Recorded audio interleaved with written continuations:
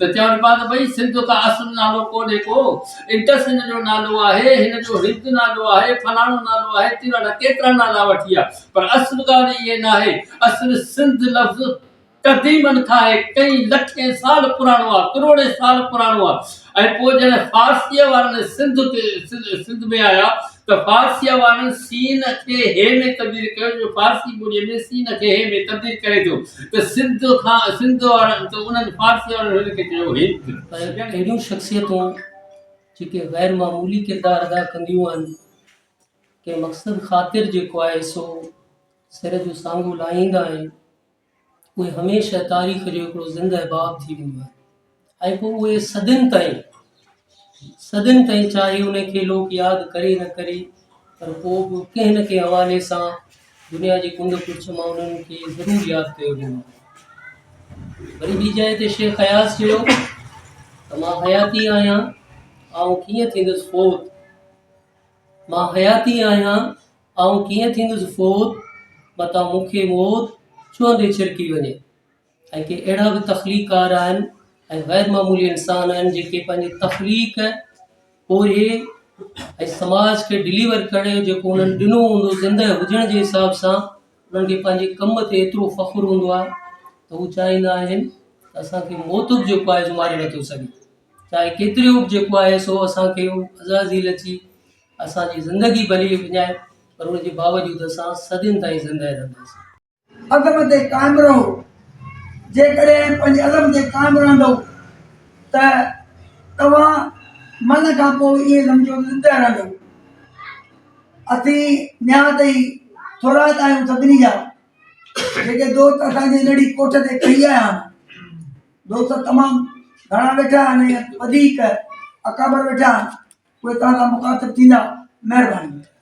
दॿो पाणी ढुकमी, दॿो पाणी ढुकमी थोड़े जी खाई, पंहिंजी ऊची घाट खे मोर न झुकाई, त तुंहिंजी उखाई ॾात ॾहूं थी वञे। उन्हनि खे असां यादि कंदा आहियूं, उन्हनि जे शऊर खे यादि कंदा आहियूं, उन्हनि जी सोच खे यादि कंदा आहियूं, उन्हनि जी कमिटमेंट खे यादि कंदा आहियूं, उन्हनि जेका ज़िंदगी गुज़ारी उनखे यादि कंदा आहियूं। उनमें मोहतरमा बेनज़ीर भुट्टो बि हुई, जंहिंजी अॼु वरसी आहे, जंहिं शऊर ॾिनो, ज़ुल्फ़कार भुट्टे जी न्याणी, सिंध जी न्याणी,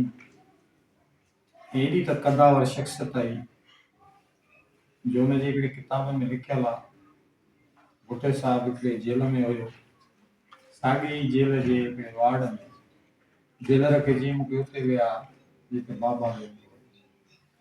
चयसि मोहतरमा हुते ॾाढा मच्छर आहिनि, उते तकलीफ़ ईंदव, की का ॻाल्हि कान्हे, मूंखे मच्छर खाईंदा, मूंखे बाबा जा उहे सूर दर्द उहे तकलीफ़ूं यादि ईंदियूं जेके बाबा उन्हनि मच्छरनि सां मुक़ाबिलो कयो। जीअं पंहिंजे क़ौम, पंहिंजे धरती, सिंधी माण्हुनि जे लाइ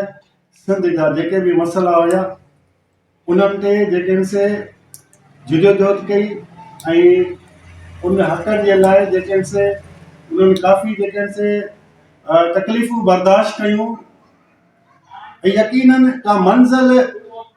मुफ़्त में न मिलंदी आहे, इंसान खे मंज़िल तॾहिं मिलंदी आहे जॾहिं हू कोशिशि कंदो आहे, कोशिश में इंसान खे काफ़ी तकलीफ़ूं मिलंदियूं आहिनि, इंसान खे काफ़ी उन में जेके आहिनि से मरहला पेश ईंदा आहिनि, उन मरहला मां गुज़रंदे तॾहिं उहो इंसान जेके आहिनि से महान इंसान जेके आहिनि से बणिजी वेंदो आहे। यकीन ही शख़्सियतूं जेके जेका फोटू आहिनि उहे यकीनन उन जूं महिनतूं, उन जूं कावशूं, उन जूं जिदोजहदूं जे करे उहे अॼु असांजे दिलनि ते राज करे रहिया आहिनि, अॼु असां उन्हनि खे यादि करे रहिया आहियूं, छो जो उन जूं महिनतूं हुयूं। अगरि जेकॾहिं उन जूं महिनतूं न हुजनि हा, उन जूं कावशूं न हुजनि हा, त अॼु असां उन्हनि खे यादि न कयूं हा। इंसान त खोड़ आहिनि, पर ख़ुशबू कंहिं कंहिं में हुन जन्म लाइ वचन थो करियां, मां जिते बि हुजां, मां जिते बि हुजां, ओ सिंध तुंहिंजो थियां। हुन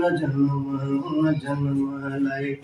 वचन थो करियां, मां जिते बि हुजां, मां जिते बि हुजां, ओ सिंध तुंहिंजो थियां। हुन जन्म मुंह मारुन सील धियो लोई मंझलाऊं मियां सोन बराबर सगड़ा मुके बाहुन बधाऊं तो जाओ मराऊं ये पट पेरी दस की नकी